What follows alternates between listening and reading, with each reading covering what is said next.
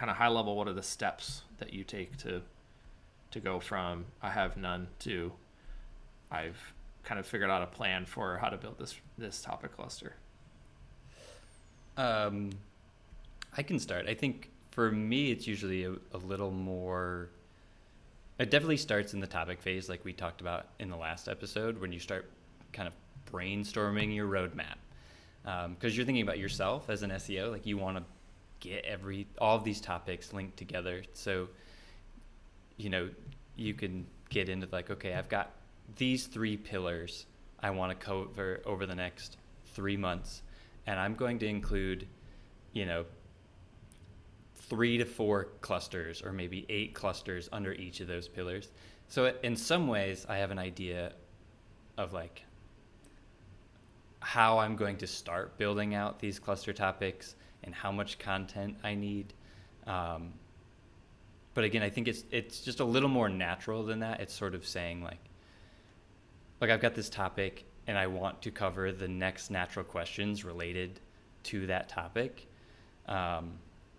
so that I can keep the conversation going.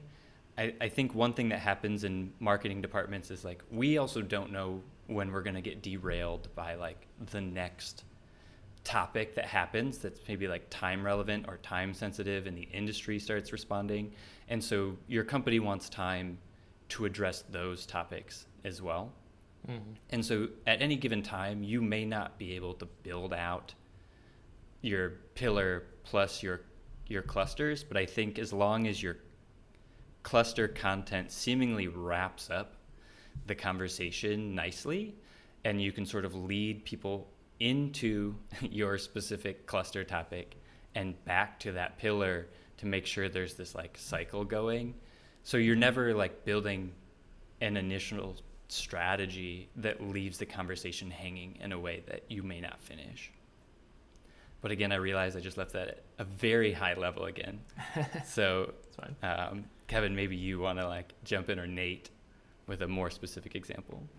Well, oh, man, let's see. I think like that's a great way to put it. I think that's like very prescriptive though to some extent. So I wouldn't say it's too high level. I think, and excuse me if I'm still high level, but I think like ultimately, you starting at the like establishing what the pillars are, like your number of pillars is always going to be the way to start, and that maps it ultimately like and again, I'll keep it focused on SaaS. We work with mainly SaaS brands.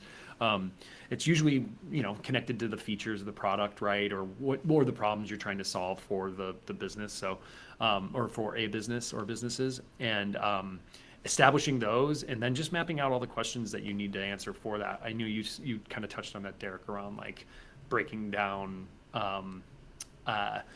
a lot of the questions that would maybe need to be tied to a specific topic. But like, I mean, I think that's exactly right. I mean, if you could give a specific example, which I think is always out there, it's like the breaking down how to make an apple pie. So this isn't a specific one, right? Where it's like, if your pillar is apple pie, how to make an apple pie, then like you have all these different pieces that would be, how to make the crust, how to make the filling, what type of pan to get, like, et cetera, right? That's like, obviously not connected to the businesses that we talk about, but it's a really simple way of understanding how you could break down one thing into multiple elements, into more specific, longer elements. I'm forgetting who originally used that comparison. It's probably one of the bigger marketing automation platforms. Wink, wink. But that's like a really literal way of understanding, I think, how you break them down. But I think it's really similar. You can apply that to everything you just said, and kind of what I was getting at with like breaking down a feature or a problem that your product is trying to solve, and kind of go from there.